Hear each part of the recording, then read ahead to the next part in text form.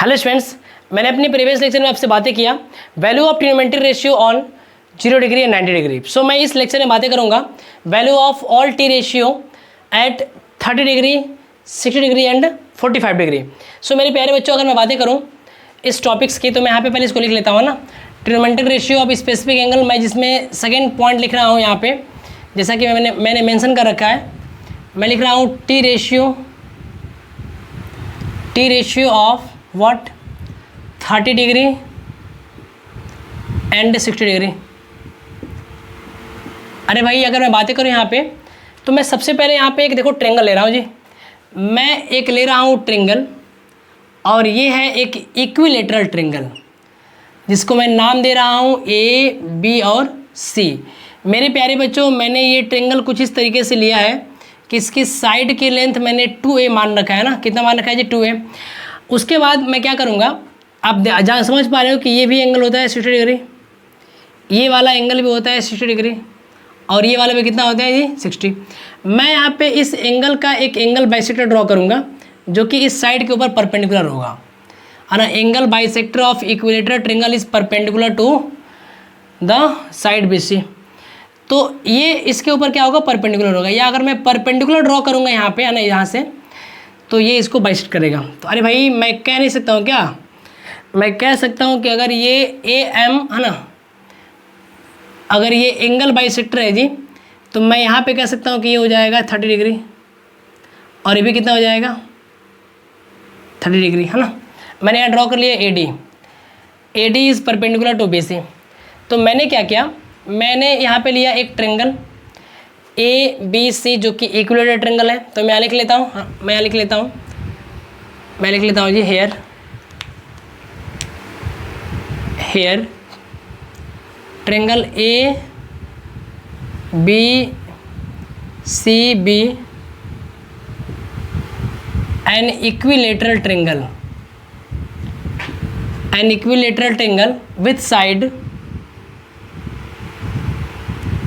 With side 2a, है ना। तो मैंने क्या किया, draw AD perpendicular to BC जो कि A को बाइसेक्ट करता है। तो आप बताओ, अगर हमने ये सारी काम या अगर मैंने सारी बातें कर लिया, तो जैसे ही मैंने ये लाइन AD ड्रॉ किया, AD परपेंडिकुलर टू BC, तो ये पूरा ट्रेंगल दो छोटे छोटे ट्रेंगल में डिवाइड हो गया। एक ट्रेंगल ADB बन गया और एक ट्रेंगल बन गया जी ADC। अच्छा, मैं जानना चाहता हूँ इसकी लेंथ क्या हो गया। अरे ये भाई, मैं बता रहा हूँ कि अगर ये दोनों ट्रेंगल कांग्रुएंट भी होते हैं, मैं ये बात आपको अच्छे से बताना चाहता हूँ ना। ये क्लास 9 में मैंने आपको ऑलरेडी सब सिखा चुका हूँ। तो अगर ये 2a है, ये भी 2a है, तो ये वाली हो जाएंगी A, है ना। ये वाली हो जाएगी A और इसका भी लेंथ कितना हो जाएगा जी? A। मुझे चाहिए इसकी लेंथ, AD की लेंथ को चाहिए। तो मैं एक काम करूँगा, है ना, इन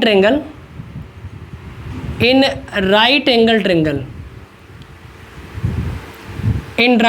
ट्रेंगल ADB। अच्छा, ये बताओ 90 के सामने वाले को बोलते हैं हाइपोटेनस, है ना। तो यहाँ से कह सकता हूँ क्या कि जो AB का स्क्वायर है ये बराबर होगा ना, हाइपोटेनस का स्क्वायर क्या होगा? परपेंडिकुलर प्लस बेस के स्क्वायर बराबर होता है। तो परपेंडिकुलर अपना क्या है जी? AD है और बेस क्या है जी? BD है।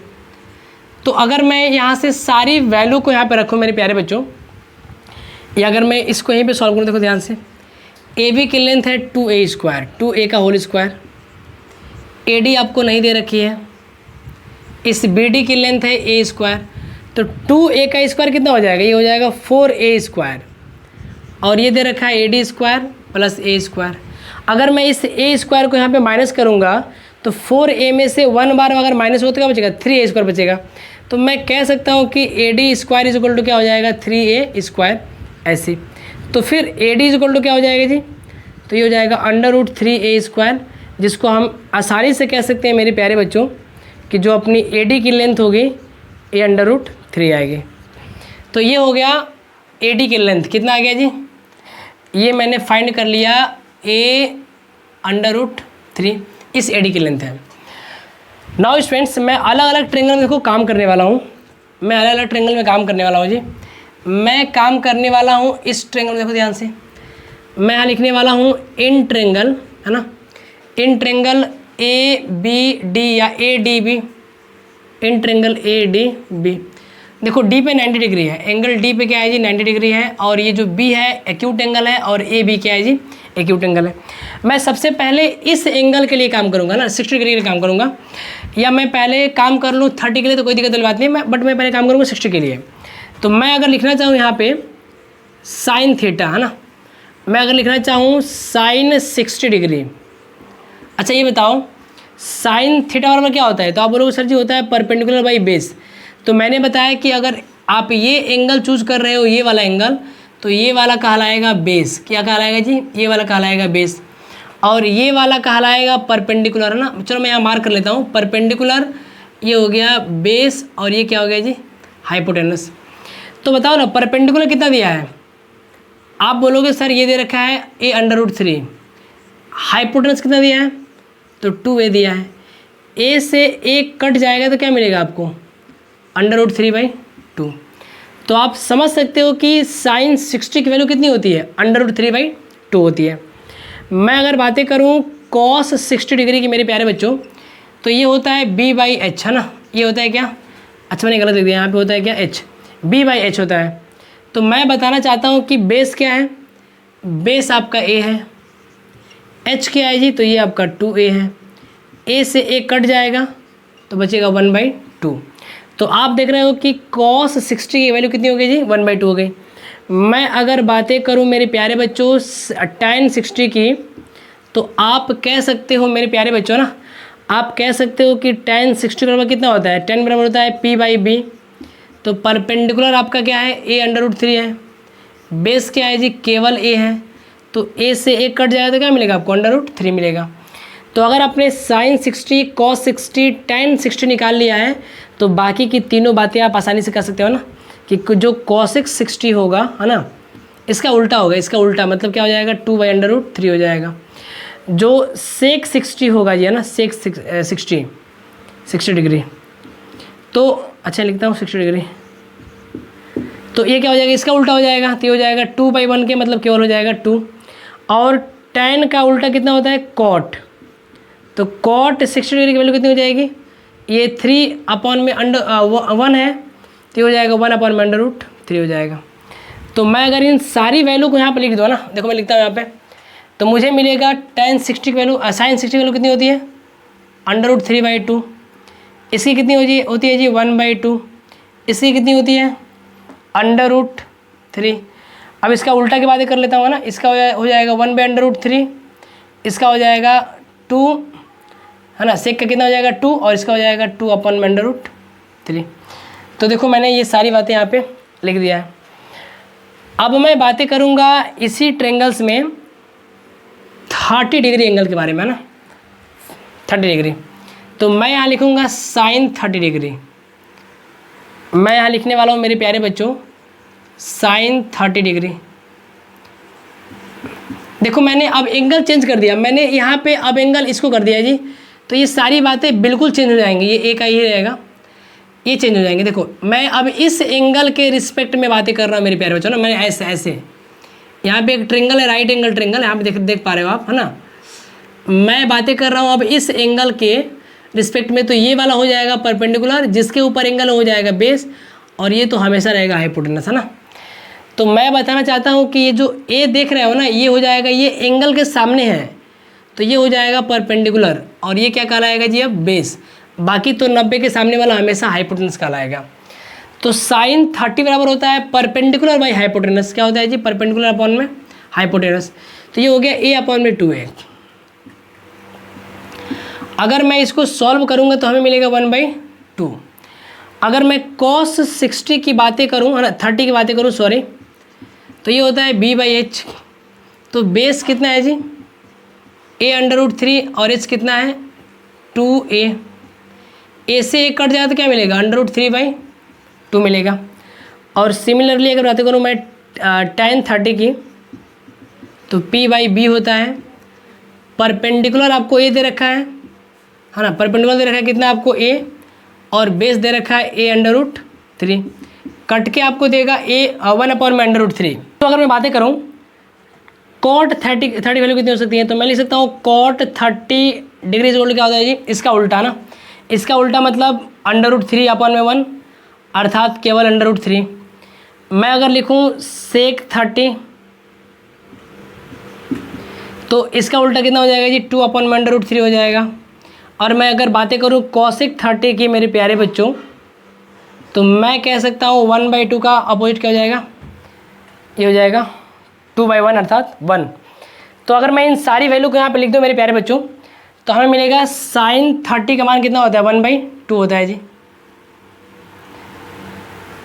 cos30 की वैल्यू कितनी होती है, √3/2 होती है।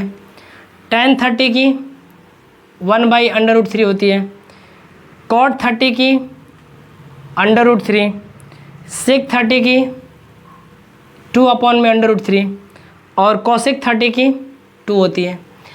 आप देख पा रहे हो यहाँ से एक बात है मेरे प्यारे बच्चों, sin30 की वैल्यू 1/2 होती है, तो cos60 की वैल्यू कितनी होती है, 1/2 होती है। अगर sin60 की sin60 की √3/2 होती है, तो cos30 की होती है √3/2। ये बात बड़ा ही सिमिलर टाइप में दिख रहा है ना, इस बात को आप अच्छे से याद करिएगा मेरे प्यारे बच्चों। देखो ये ध्यान से, तो अभी तक मैंने आपको बताया इस लेक्चर में, अभी तक स्टूडेंट्स अभी तक मैंने आपको बताया value of T ratio on angle 30 degree and 60 degree. अब मैं बातें करूंगा आपसे 45 डिग्री एंगल के, है ना। तो मैं चाहता हूं कि हमारे सभी प्यारे बच्चे ये सारी बातें बिल्कुल इसी तरीके से कॉपी कर लें, लाइन वाइज लाइन। फिर मैं बातें करता हूं सभी ट्रिग्नोमेट्रिक रेशियो की value at 45 degree. So students देखो, मैं यहाँ से एक ट्रायंगल ड्रॉ कर रहा हूँ। अगर आपने ये सारी बातें कॉपी कर लिया है तो वीडियो पॉज करके आप चीज़ों को कॉपी कर लिया करिए।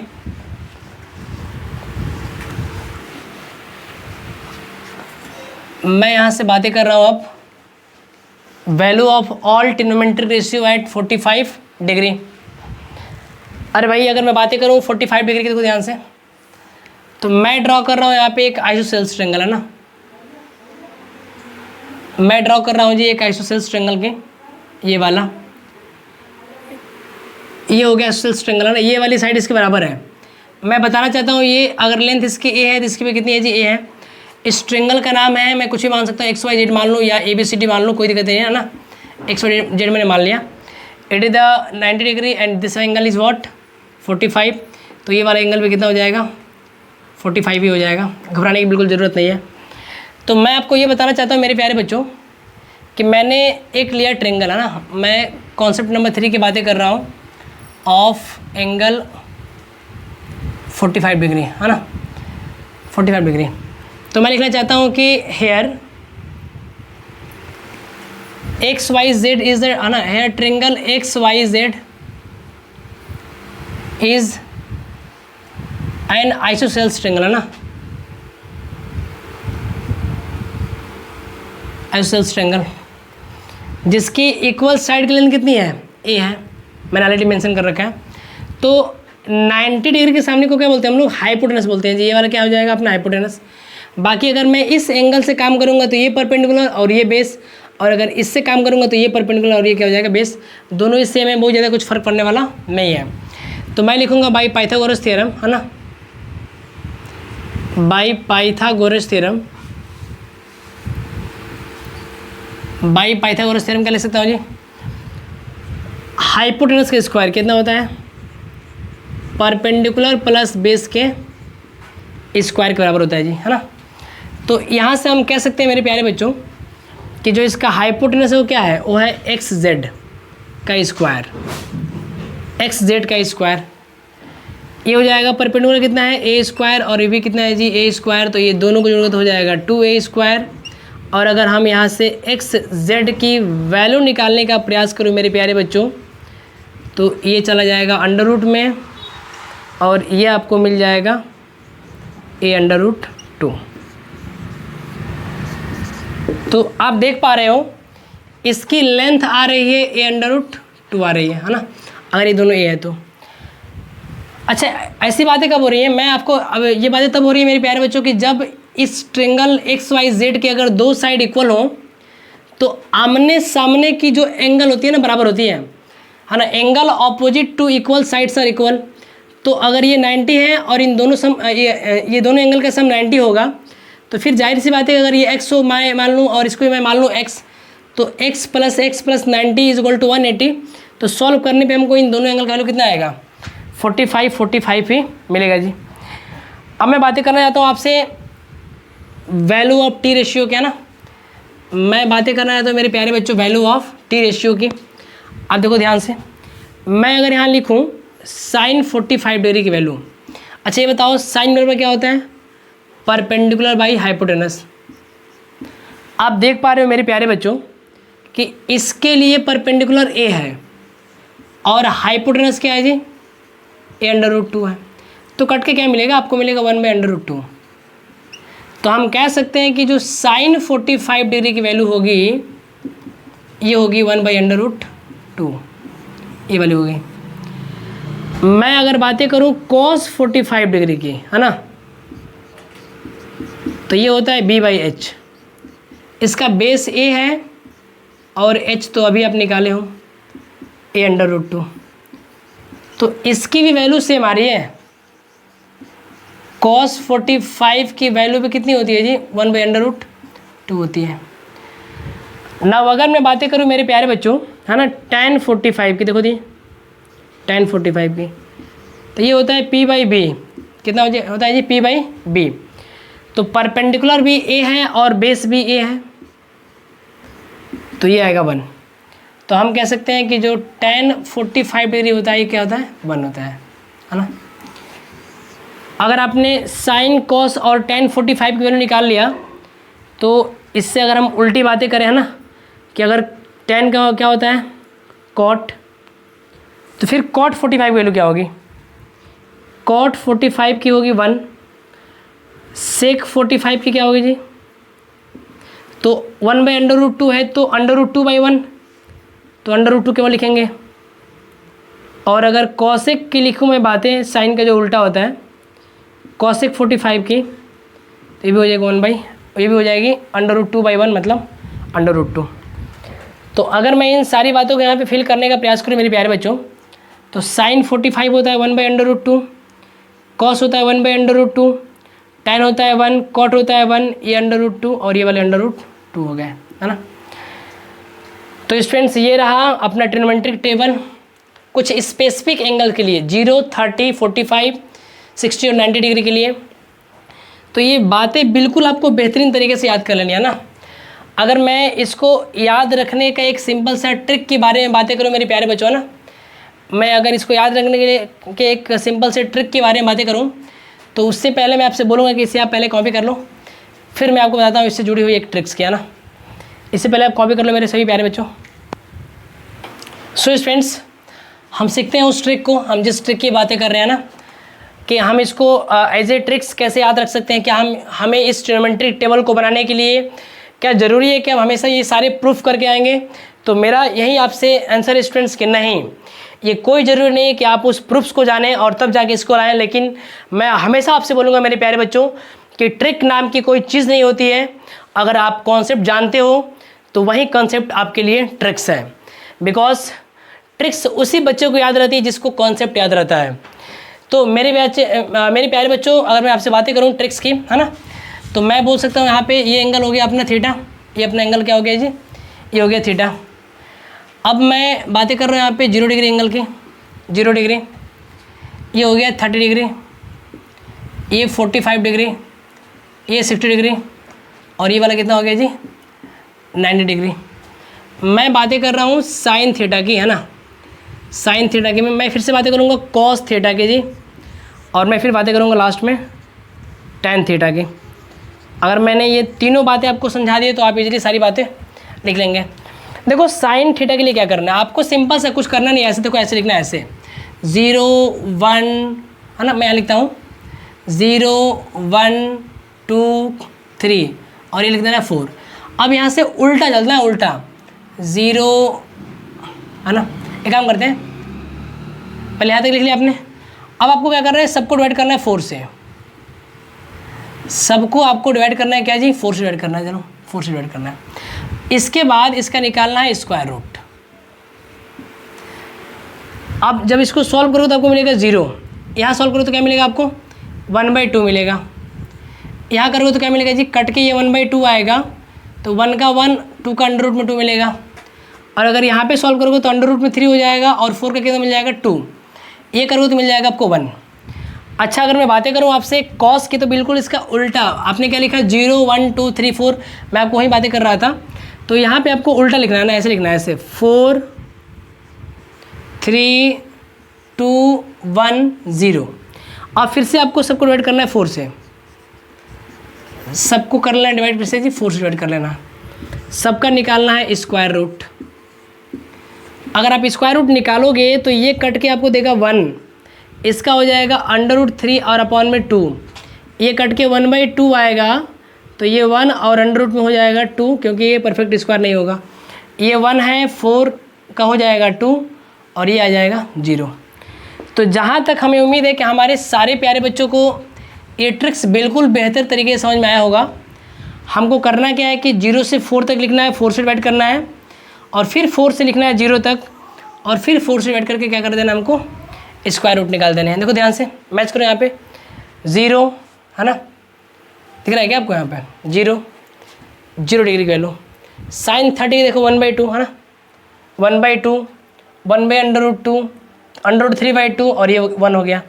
कॉस का देखो जी 1, √3/2, 1/√2 और फिर 1/2 और फिर लास्ट में 0। अगर आपने साइन और कॉस का निकाल लिया तो tan का बड़ा आसान होता है। tan बराबर क्या होता है, साइन थीटा अपॉन में कॉस थीटा, क्या होता है जी, कॉस थीटा।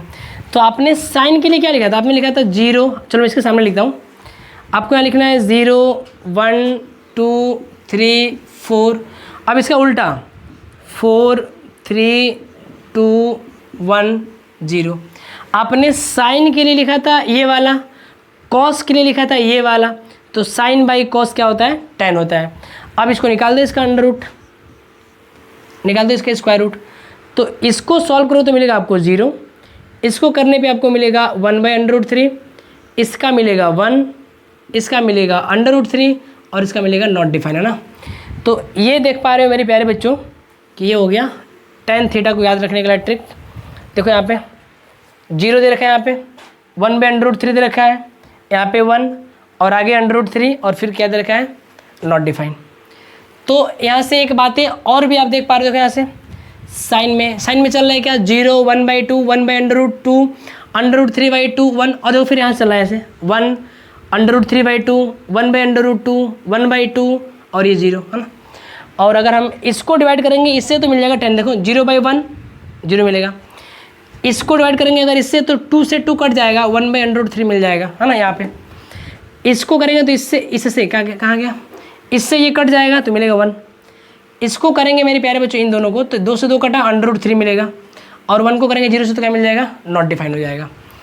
तो ये है ट्रिक्स आपके लिए मेरे प्यारे बच्चों, जिसको आप याद रख सकते हो उस ट्रिग्नोमेट्रिक टेबल को बनाने के लिए। अगर कभी आप भूल जाते हो तो, है ना, अगर कभी भी आप भूल जाते हो तो आप इस ट्रिक्स के मदद से इस टेबल को फिर से रीजनरेट कर सकते हो मेरे प्यारे बच्चों। तो मैं बोलूँगा कि इसे आप याद जरूर रखें, है ना। तो ये रहा अपने लेक्चर का आज एंडिंग। नेक्स्ट लेक्चर में मैं सॉल्व करूँगा इसके ऊपर न्यूमेरिकल्स, है ना। इनकी आंखें बना दें थोड़ा। ये है अपने फैज़